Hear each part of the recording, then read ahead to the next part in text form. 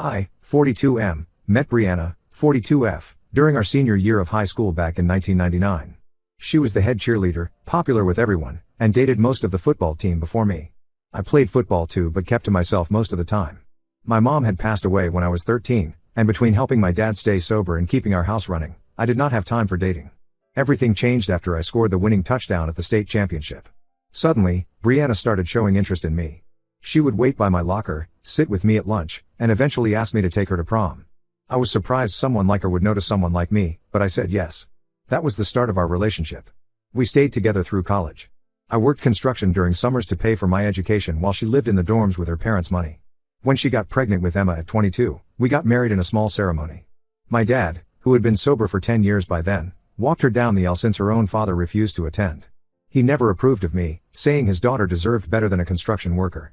I worked hard over the years, moving up from regular construction worker to foreman, and finally to site manager. We bought a nice house in a good school district, and I made sure Emma had everything she needed. Brianna stopped working after Emma was born, saying she wanted to be a full-time mom. The first signs of trouble started when Emma was around 15. She showed more interest in learning things from me than doing typical teenage girl activities with her mom. I taught her basic car maintenance because I believe everyone should know how to change a tire or check their oil. Brianna complained that I was turning our daughter into a mechanic. Then Emma wanted to learn self-defense. After hearing about an incident at her school where a girl was harassed, she asked me to teach her what I knew from my boxing days. I still train at the local gym 3 times a week and compete occasionally in amateur matches. Emma turned out to be a natural athlete. Brianna hated it, saying no boy would want to date a girl who could punch better than him. But cooking was what really set Brianna off. I learned to cook out of necessity after Mom died.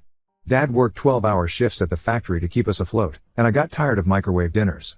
By the time Emma was born, I could make pretty much anything from scratch. Emma loved helping me in the kitchen from an early age. 3 years ago, Brianna started making comments about how cooking was women's work. She said I spent too much time in the kitchen for a man. When I would bake cookies with Emma after school, she would roll her eyes and say I was more like a mom than a dad. The comments got worse over time. She started criticizing everything about me that did not fit her idea of masculinity. I do not drink alcohol because of my dad's past struggles with alcoholism. She told her friends I was boring and antisocial because I stayed sober at parties. I drive a small hybrid car to work because it saves money on gas. She said real men drive trucks or sports cars. When I pointed out that I also own a pickup truck for work and a motorcycle for weekend rides, she said those did not count because I did not use them as my daily vehicle. Even my taste in music became a target. I mostly listen to rock and classic hip-hop, but living with a teenage daughter means I also know the words to every Taylor Swift and Ariana Grande song. Brianna recorded me singing along to Shake It Off while cooking once and showed it to her friends, mocking me for knowing girl music. The situation reached its breaking point at Emma's 18th birthday party last month. Emma is a huge Harry Potter fan, so I spent weeks planning a themed party. I converted our backyard into Diagon Alley, complete with a replica of Ollivander's wand shop that I built myself. I even learned to make British foods like shepherd's pie and treacle tart from scratch. During the party, I overheard Brianna telling her friends how embarrassing it was that her husband was more excited about Harry Potter than their teenage daughter. She said I needed to grow up and act like a man instead of getting involved in childish things. Later that night, after the guests left, she really laid into me. She said none of her friends' husbands would ever do something so immature.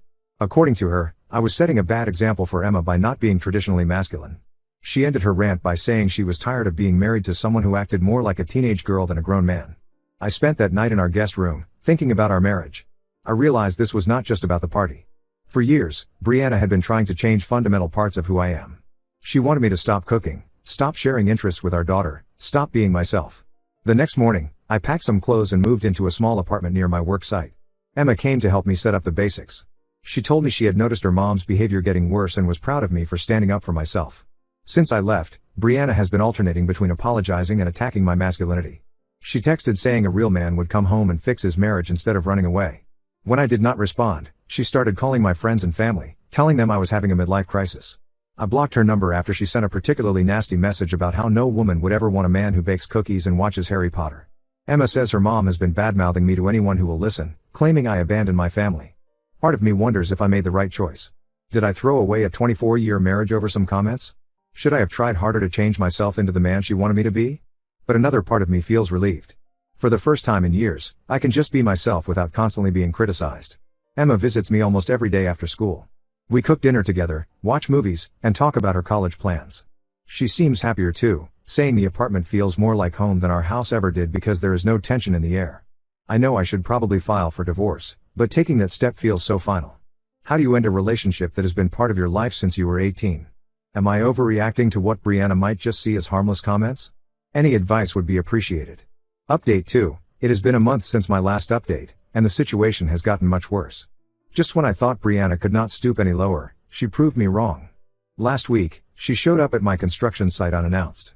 I was in a meeting with clients when my assistant told me there was a disturbance at the front gate. I walked out to find Brianna screaming at our security guard, demanding to see me. When she spotted me, she started yelling about how I had ruined her life and turned Emma against her. She blamed me for Emma moving out and refusing to speak to her. According to her twisted logic, I had manipulated our daughter into taking my side. My coworkers watched in shock as she called me every name in the book and accused me of destroying our family. Security had to physically escort her off the property. She was still screaming as they led her to her car, telling everyone who could hear that I was a terrible husband and father. Several of my crew members came to check on me afterward. They have worked with me for years and know the kind of person I am, but it was still embarrassing to have my personal life exposed like that. I thought that was the end of it, but I was wrong. Later that day, Emma called me in tears. Apparently, after leaving my work site, Brianna went straight to Emma's school. She convinced the front office to let her speak with the school counselor, Mrs. Thompson, by claiming she had concerns about Emma's well-being. During this meeting, Brianna told Mrs. Thompson that I was an emotionally abusive parent who had manipulated Emma into hating her mother. She claimed I had isolated Emma from her friends and family, and that my masculine hobbies like boxing were actually signs of violent tendencies. Thankfully, Mrs. Thompson has known Emma since her freshman year. She has witnessed firsthand how close Emma and I are, and how Emma would often come to her office upset about her mom's treatment of me. She did not believe Brianna's claims for a second. Still, she felt obligated to inform Emma about the visit. That same evening, I received a call from Claire, Brianna's sister. She had heard about the incidents at my workplace and Emma's school, and felt she needed to tell me something. What she revealed changed everything I thought I knew about my marriage. According to Claire, Brianna only started dating me in high school because she was pregnant with her ex-boyfriend's baby. This ex was a college guy who wanted nothing to do with the baby or Brianna. She needed someone stable and reliable to marry quickly, and I fit the bill perfectly. 2 months before our wedding, Brianna had a miscarriage. Claire said she expected Brianna to call off the wedding since there was no longer a reason to marry me. But Brianna decided to go through with it anyway because I had good career prospects in construction and came from a stable family background, despite my dad's past issues with alcohol. This revelation explained so much about our marriage. It explained why Brianna always seemed resentful of my close relationship with Emma. Every time she saw us together, she was reminded that I could be a good father, something her ex apparently could not be. It explained why she never seemed fully invested in our marriage, why she always treated me like I was not good enough. Claire apologized for not telling me sooner. She said she had always felt guilty knowing this secret, but Brianna had sworn her to silence, threatening to cut her out of her life if she ever told me the truth.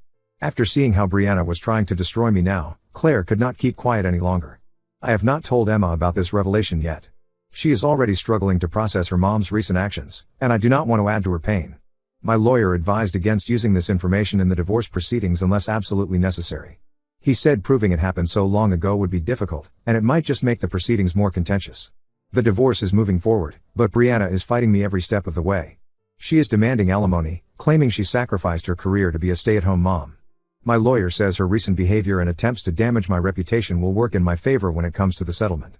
Emma is doing her best to stay strong, but I can see how much this is hurting her.